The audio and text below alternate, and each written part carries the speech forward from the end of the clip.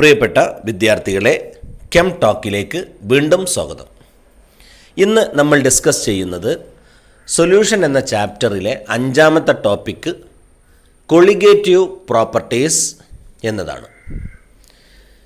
ഒരു കാര്യം വ്യക്തമായി, കൊളിഗേറ്റീവ് പ്രോപ്പർട്ടീസ് എന്ന് പറഞ്ഞാൽ സൊല്യൂഷൻ്റെ പ്രോപ്പർട്ടീസാണ്. എന്താണ് അതിൻ്റെ പ്രത്യേകത? സൊല്യൂഷനിൽ അടങ്ങിയിരിക്കുന്ന സൊല്യൂട്ടിൻ്റെ കണികകളുടെ എണ്ണത്തെ മാത്രം ആശ്രയിക്കുന്ന സ്വഭാവത്തെയാണ് കൊളിഗേറ്റീവ് പ്രോപ്പർട്ടീസ് എന്ന് പറയുന്നത്. ആ അടങ്ങിയിരിക്കുന്ന സൊല്യൂട്ടിൻ്റെ സ്വഭാവത്തെ ആശ്രയിക്കില്ല. എന്ത് മാത്രമേ ആശ്രയിക്കുള്ളൂ? അതിൻ്റെ എണ്ണത്തെ മാത്രം. ഉദാഹരണത്തിന്, നമ്മൾ പഞ്ചസാരയുടെ ഒരു സൊല്യൂഷൻ ഉണ്ട്, ഉപ്പിൻ്റെ ഒരു സൊല്യൂഷൻ ഉണ്ട് എന്ന് കരുതുക. ഈ രണ്ട് സൊല്യൂഷൻ്റെയും കൊളിഗേറ്റീവ് പ്രോപ്പർട്ടി എന്ന് പറഞ്ഞാൽ ഉപ്പിൻ്റെ സൊല്യൂഷനിൽ എത്ര ഉപ്പിൻ്റെ പാർട്ടിക്കിൾ ഉണ്ട് എന്ന് മാത്രമേ ആശ്രയിക്കുള്ളൂ. അപ്പുറത്തുള്ള പഞ്ചസാര സൊല്യൂഷനിൽ എത്ര പഞ്ചസാരയുടെ പാർട്ടിക്കിൾ ഉണ്ട് എന്നതിനെ മാത്രമേ ആശ്രയിക്കുകയുള്ളൂ. ഉപ്പാണോ പഞ്ചസാരയാണോ എന്നത് ആശ്രയിക്കില്ല. അപ്പോൾ ഒന്ന് പറഞ്ഞു നോക്കിയേ, what is colligative property? Colligative properties are the properties of solution which depend only the number of solute particles present in solution. Okay, പഠിച്ചു നോക്കണം. പ്രധാനമായി 4 കൊളിഗേറ്റീവ് പ്രോപ്പർട്ടീസ് ഉണ്ട്. ഇപ്പം നിങ്ങൾ സ്ക്രീനിലേക്ക് നോക്കുക, ഏതൊക്കെയാണ് 4 നോക്കുക. കൊളിഗേറ്റീവ് പ്രോപ്പർട്ടീസിൻ്റെ ഹെഡിങ് തന്നെ ചുവന്ന കളറിലല്ലേ? അപ്പോൾ ഓർക്കാൻ വളരെ എളുപ്പമായി. റെഡ് എന്ന് ഓർക്കുക. അതിൽ 1-ാമത്തെ കൊളിഗേറ്റീവ് പ്രോപ്പർട്ടി 6 റെഡിലെ 6, relative lowering of vapour pressure. വേറൊന്ന് ഇ ആണ്. റെഡിലെ 2-ാമത്തെ ലെറ്റർ ഇ ആണ്, എലിവേഷൻ ഓഫ് ബോയിലിംഗ് പോയിൻറ്റ്. വേറൊന്ന് ഡി ആണ്, ഡിപ്രഷൻ ഇൻ ഫ്രീസിംഗ് പോയിൻറ്റ്. 4-ാമത്തത് ഒ ആണ്, ഓസ്മോട്ടിക് പ്രഷർ. റെഡി? 1-ാമത്തത് relative lowering of vapour pressure, vapour പ്രഷറിലുള്ള കുറവ്. മറ്റൊന്ന് എലിവേഷൻ ഓഫ് ബോയിലിംഗ് പോയിൻറ്റ്, തിളനിലയിലുള്ള വർധന. Number 3 depression in freezing point, freezing പോയിൻറ്റിലുള്ള കുറവ്. 4-ാമത്തത് ഓസ്മോട്ടിക് പ്രഷർ. 4 ഒന്ന് പറഞ്ഞു നോക്കുക, ബൈഹാർട്ട് ചെയ്യുക. ഇനി നമുക്ക് ഇതിലെ ഓരോ കൊളിഗേറ്റീവ് പ്രോപ്പർട്ടീസും വിശദമായി പഠിക്കാം. ആദ്യം relative lowering of vapour pressure. ഒരു സോൾവെൻറ്റിലേക്ക് നോൺ വോളട്ടൈലായ സൊല്യൂട്ട് ചേർക്കുമ്പോൾ ഉണ്ടാകുന്ന സൊല്യൂഷൻ്റെ വേപ്പർ പ്രഷർ സോൾവെൻറ്റിൻ്റെ വേപ്പർ പ്രഷറിനേക്കാൾ കുറയുന്നു. ഈ പ്രതിഭാസത്തെയാണ് ലോവറിംഗ് ഓഫ് വേപ്പർ പ്രഷർ എന്ന് പറയുക. എങ്ങനെയാണിത് സംഭവിക്കുന്നത് നമുക്ക് നോക്കാം. ബീക്കറിലിതാ ഞാനൊരു സോൾവെൻ്റ് എടുത്തിരിക്കുന്നു, ബ്ലൂ കളറിലുള്ള. അതിന് മുകളിൽ അത് ക്ലോസ് ചെയ്യാൻ വേണ്ടി ഒരു പാത്രം വെച്ചിരിക്കുന്നു. ഇപ്പം കണ്ട ആ സോൾവെൻറ്റിൽ നിന്ന് വേപ്പേഴ്സ് ഇങ്ങനെ ഇവാപ്പറേറ്റ് ചെയ്യുന്നു. ഓറഞ്ച് കളറിലുള്ള വേപ്പേഴ്സ് ഇങ്ങനെ ഇവാപ്പറേറ്റ് ചെയ്യുന്നു. പുറത്തു പോകാതിരിക്കാനാണ് ക്ലോസ് ചെയ്തത്. ഇങ്ങനെയുള്ള ഈ സോൾവെൻറ്റിലേക്ക് ഞാനൊരു നോൺ വോളട്ടൈലായ സൊല്യൂട്ട് ചേർക്കുന്നു. അത് അതിലേക്ക് ചേർത്ത് കഴിഞ്ഞു. ചേർത്ത് അതിൽ ഡിസോൾവ് ആയപ്പോൾ അത് ആ സർഫസിലുണ്ടോ യെല്ലോ കളറിലുള്ള സൊല്യൂട്ടിൻ്റെ ബാഷ്പീകരിക്കാത്ത, അതായത് നോൺ വോളട്ടൈലായ സൊല്യൂട്ട് വന്ന് നിൽക്കുന്നു. അതിൻ്റെ ഫലമായി ഇപ്പം എന്താ സംഭവിച്ചത്? സോൾവെൻറ്റിൻ്റെ മോളിക്യൂൾ പിന്നെ പുറത്തേക്ക് വരുന്നത് എണ്ണം കുറഞ്ഞിട്ടുണ്ട്. അതായത് വേപ്പേഴ്സിൻ്റെ എണ്ണം കുറഞ്ഞിട്ടുണ്ട്. നേരത്തെ ഒരുപാട് ഓറഞ്ച് കളറിലുള്ള വേപ്പേഴ്സ്, അതായത് സോൾവെൻറ്റിൻ്റെ വേപ്പേഴ്സ് പുറത്തേക്ക് വന്നിരുന്നു. ഇപ്പോൾ സോൾവെൻറ്റിൻ്റെ വേപ്പേഴ്സ് പുറത്ത് വരുന്നത് കുറഞ്ഞിട്ടുണ്ട്. എന്താ പുറത്ത് വരുന്നത് കുറയാൻ കാരണം? ആ നോൺ വോളട്ടൈലായ സൊല്യൂട്ട് ആ സൊല്യൂഷൻ്റെ സർഫസിൽ ഇങ്ങനെ വന്ന് നിൽക്കുന്നതിൻ്റെ ഫലമായി സോൾവെൻറ്റിന് പുറത്തേക്ക് വരാൻ കഴിയണില്ല. പുറത്തേക്ക് വരാൻ കഴിയാത്തപ്പോൾ സോൾവെൻറ്റിൻ്റെ മോളിക്യൂളിൻ്റെ വേപ്പേഴ്സിൻ്റെ എണ്ണം കുറഞ്ഞു. അതിൻ്റെ ഫലമായി vapour pressure of the solution decreases. ഈ പ്രതിഭാസത്തിന് പറയുന്ന പേരാണ് ലോവറിംഗ് ഓഫ് വേപ്പർ പ്രഷർ. അപ്പോൾ ഒന്ന് പറഞ്ഞു നോക്കൂ, ഒരു സോൾവെൻറ്റിലേക്ക് ബാഷ്പീകരിക്കാത്ത സൊല്യൂട്ട് ചേർക്കുമ്പോൾ ആ സൊല്യൂഷൻ്റെ വേപ്പർ പ്രഷർ കുറയുന്നു. ഈ പ്രതിഭാസത്തെ ലോവറിംഗ് ഓഫ് വേപ്പർ പ്രഷർ എന്ന് പറയാം. പഠിച്ചല്ലോ. ഇനി നമുക്ക് റിലേറ്റീവ് ലോവറിംഗ് ഓഫ് വേപ്പർ പ്രഷറിൻ്റെ ഇക്വേഷൻ ഡിറൈവ് ചെയ്യുന്ന ഇതിലേക്ക് വരാം. ഇതാ ഒരു സോൾവെൻ്റ് എടുത്തു, ആ സോൾവെൻറ്റിലേക്ക് ഒരു നോൺ വോളറ്റൈൽ സൊല്യൂട്ട് ചേർത്തു. അതതിലേക്ക് ഡിസോൾവ് ആക്കുകയാണ്. ഡിസോൾവ് ആക്കിയപ്പോൾ മുകളിലതാ ഒരു സോൾവെൻറ്റ് മാത്രമാണ് മുകളിലുള്ളത്, താഴത്തുള്ളത് സൊല്യൂഷനാണ്. എല്ലാവരും സ്ക്രീനിലേക്ക് ശ്രദ്ധിക്കുന്നുണ്ടെന്ന് ഞാൻ കരുതുന്നു. സോൾവെൻറ്റ് മാത്രമായപ്പോൾ കുറേ വേപ്പേഴ്സ് ഇവാപ്പറേറ്റ് ചെയ്തിട്ടുണ്ട്. എന്നാൽ സൊല്യൂട്ടും കൂടെ ചേർത്തപ്പോൾ സൊല്യൂഷനായി മാറിയപ്പോൾ കുറഞ്ഞ വേപ്പേഴ്സേ വരുന്നുള്ളൂ. അപ്പം ഇനി നോക്കുക, സ്ക്രീനിലേക്ക് നോക്കുക. P10 അല്ലെങ്കിൽ P01 എന്ന് പറയുന്നതാണ് vapour pressure of pure solvent. Vapour pressure of solution P1 എന്ന് കൊടുത്തിരിക്കുന്നു. Ready? According to Raoult's law P1 equal to x1 into P01. Ready?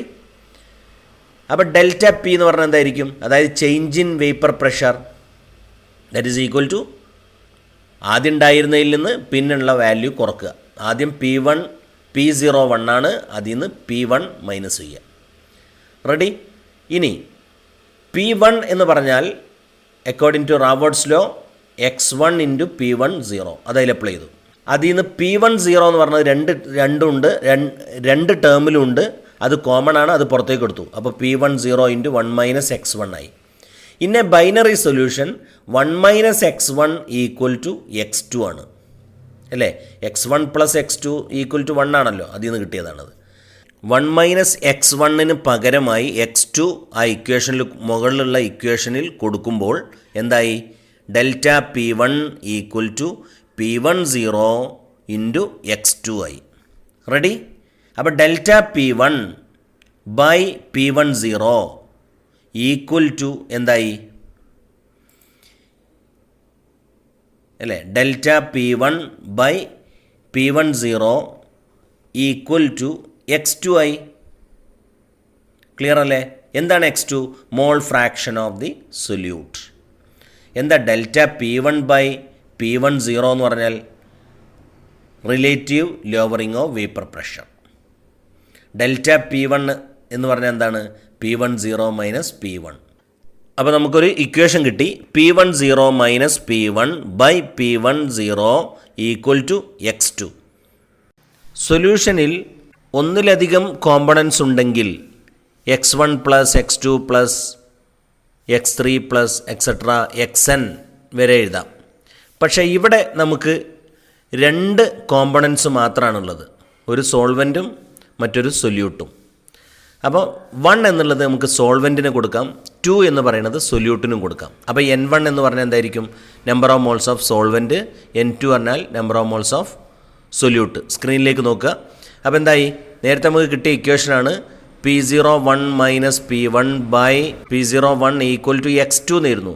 x2 പകരം നമുക്ക് എന്ത് കൊടുക്കാം? മോൾ ഫ്രാക്ഷൻ x2 കാണാനുള്ള ഇക്വേഷനാണ് N2 by N1 plus N2. അപ്പോൾ വളരെ dilute solution ആയതുകൊണ്ട് ഛേദത്തിലുള്ള N2 നമുക്ക് എന്ത് ചെയ്യാം? നെഗ്ലക്റ്റ് ചെയ്യാം. നെഗ്ലക്റ്റ് ചെയ്യുമ്പോൾ എന്താ ഈ ഇക്വേഷൻ? P01 minus P1 by P01 equal to N2 by N1 ആയി. N1 കാണാനുള്ള ഇക്വേഷൻ എന്താ? W1 by M1. N2 കാണാനുള്ള ഇക്വേഷൻ W2 ബൈ M2. ആ ഇക്വേഷൻ N1 N2 വാല്യൂസ് നമ്മൾ ആ ഇക്വേഷനിൽ കൊടുക്കുമ്പോൾ നമുക്കൊരു ഇക്വേഷൻ കിട്ടി. കണ്ടോ? ആ ഇക്വേഷനാണ് P01 minus P1 by P01 equal to W2 into M1 by W1 into M2. ഓരോന്നും എന്താണെന്നുള്ളത് മനസ്സിലാക്കി വെക്കുക. ഇത് വെച്ചുകൊണ്ട് നമുക്ക് പ്രോബ്ലംസ് ചെയ്യാൻ വരാറുണ്ട്. നന്നായി ശ്രദ്ധിക്കണം. അപ്പോൾ ഇക്വേഷൻ നന്നായി ഓർത്തിരിക്കുക.